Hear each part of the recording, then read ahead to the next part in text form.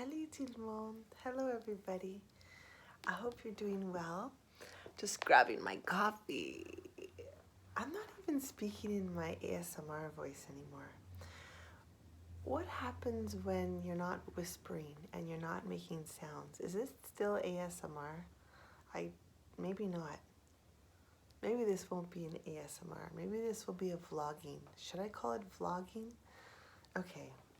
Whatever this is, doesn't really matter that much in the grand scheme of things. I felt like reading to you guys a little bit today. The sun is coming out. It's Saturday morning. I'm exhausted. It's been a really big pandemic week here. And it's also coming up to a new moon. And a new moon, before the new moon, we are in a relaxed period, but after the new moon until the full moon, we're in a more intense and active period. So I'm trying to also be grateful for this slow period. I'm chit-chatting with coffee with you. I hope you're having a nice beverage and enjoying yourself. Alors, this is a new mug. My dad and I love mugs.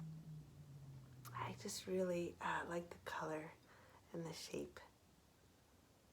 How can you see? Should I actually lift this? I shouldn't, but look how yummy that coffee looks. Yeah. So I'm gonna read a little bit to you guys this morning. I was told to read a certain chapter that related to a conversation I was having with the woman who wrote this book, which is my best friend. So I'm just going to begin to read a little bit for you guys out loud, okay? Alors, on y va. I'm just going to read like a glimpse. Okay. Our Mabon conjures mysteries, the moon and the world's first poet. Conjures phases and shadows and multiplicity and immortality. This Mabon is about signing your name to your life and yourself. But never fear. Don't be intimidated. Mabon is one of the week-long Sabbats beginning in the autumn equinox and continuing through the last week of September. So we've got plenty of time to solve our inner mysteries before the darkness takes over and we slip into embrace. Here is a warning. I'm going to use extremely coarse language in this chapter. Cover your eyes, little ones, because I'm going to say cunt.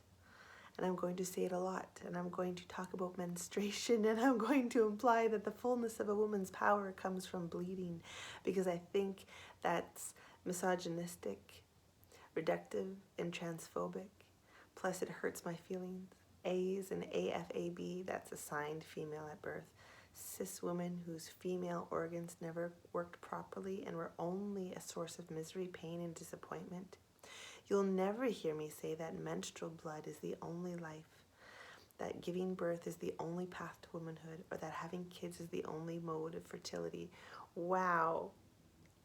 This is that was a full paragraph, and gorgeous, I may add.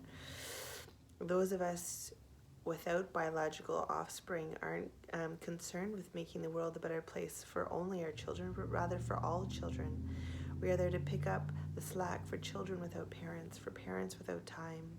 We don't begrudge the new parents' insistence that having a child is the greatest love a human can possibly experience. Rather, we greet the gushes with love and enthusiasm. A friend of mine, a mother, told me that one of my more vulnerable childless moments,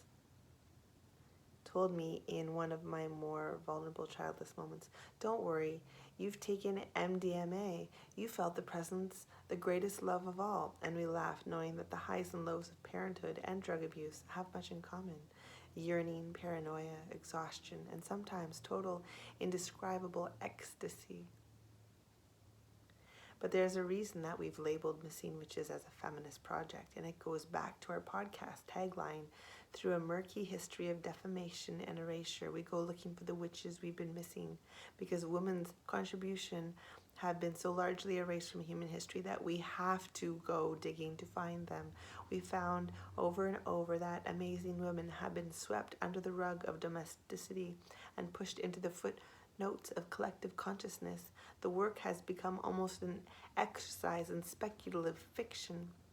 What might the world have been?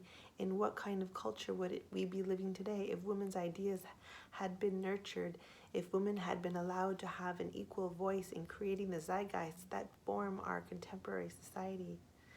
The fact is, we cannot know and we cannot change the past, but we can imagine, and better yet, we can raise our voices, our radical, femme, queer, colorful voices. We can change the future. It's what witches do, and we can look to the past to find women who changed their world in spite of it all. The earliest known author of written literature was a woman named Anuduna, who lived in the Mesopotamia more than 4,000 years ago. You'd think that it was the first named and known author in human history.